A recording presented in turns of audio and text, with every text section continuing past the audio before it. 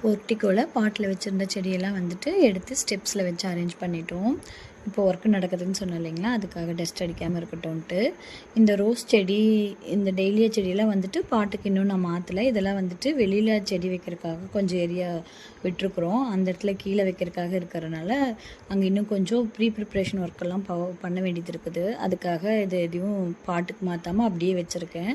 So அதனால் இதெல்லாம் வந்துட்டு ரொம்ப வெயிலில் வைக்க வேணாம் அப்படின்னு சொல்லிட்டு கொஞ்சம் இந்த இடத்துல செமி ஷேடாக இருக்கும்னு இங்கே வச்சுருக்கேன்.